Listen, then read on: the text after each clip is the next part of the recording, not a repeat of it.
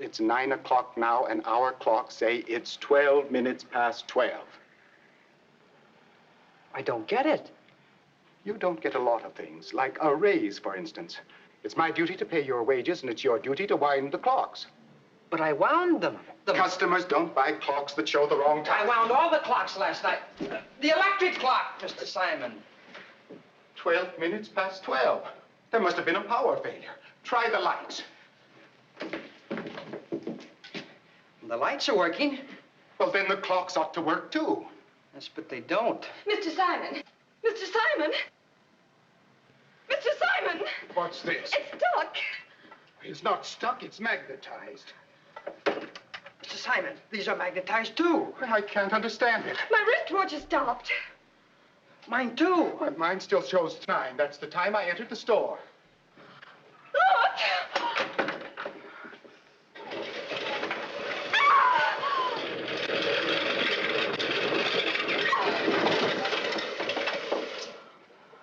Someone is wrecking my store with magnetic power. Magnetic power? We must call the police. Hello, operator. Give me the Department of Power and Light. Immediately. This is an emergency. Do you understand? An emergency. Engineer Watson speaking. Yes, I'm the chief engineer. Simon Hardware Store, 918 Lincoln. Yes, I know where that is. What's that? Well, you must have a powerful magnet in your store. You haven't? I can't have appliances sailing around my store. Listen, Mr. Simon, I have no time for practical jokes. But I am a taxpayer, do you understand? I insist. All right, Mr. Simon. I'll have somebody over there right away. 918 Lincoln.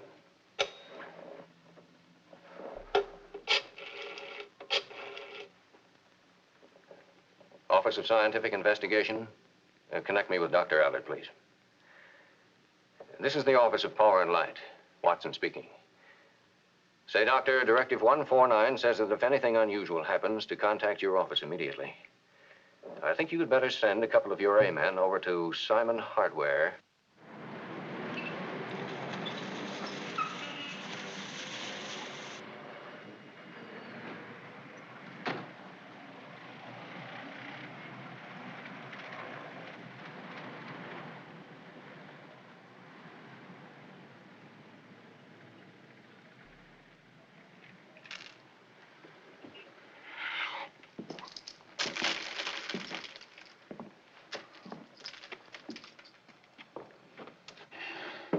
Well, I'm glad you got here. My name is Simon. I'm the proprietor. I'm Dr. Stewart. This is Dr. Forbes, my assistant.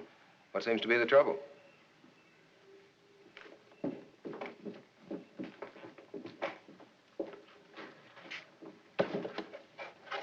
This.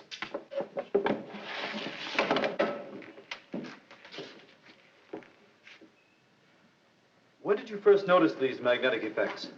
When I first entered the store. All of the clocks stopped last night at 12 past 12. I am answering the questions. Could I have a piece of stiff paper, please?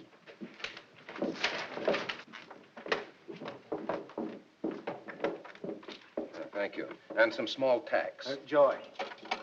Thank you.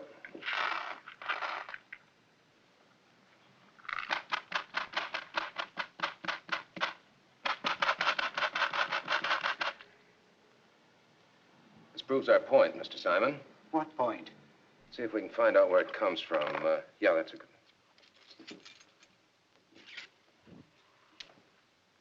That'll do it.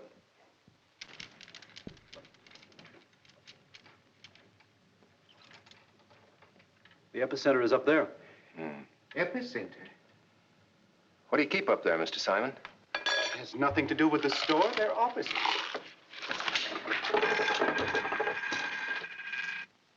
What would you say, Dan? It's a paramagnetic force, there's no doubt about it. Get the prober for me, will you? Could I use one of those fish poles? Albert. Yes, sir. No, not a metal one, the bamboo. Thank you.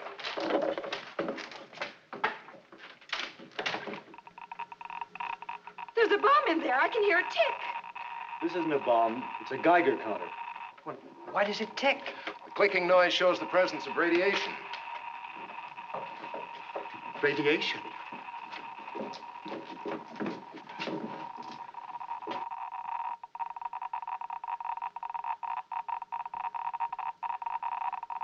Slow frequency indicates it's not dangerous yet. We better put the badges on, no? Right. What's this all about? Where does the magnetism come from? Radiation definitely emanating from the second floor, wouldn't you say, Dan? Yes, imagine just overhead. What are those things for? Photographic plates. Any radiation will expose them. We want to know how much radiation we absorb. This store was founded in 1905. Now we handle the most modern equipment. But nothing like this has ever happened here before. Nellie, connect me with Dr. Allard, please. Yes? Dr. Stewart on 4. Yes, Jeff. Well, I don't see how that's possible. It must be paramagnetism. Have you found the source? No, sir, not yet. Not definitely. Well, get into your protective clothing at once. Yes, sir. We have protective clothing in the car. I'll get police help to you as soon as I can. Now, here's what I want you to do. Yes. Yes, sir, I understand. Right, Chief. What do you say? To wait for the police to surround the block. The police? We're to use every means at our disposal to recover the radioactive matter. Police will be instructed to shoot to kill. Come on, let's go.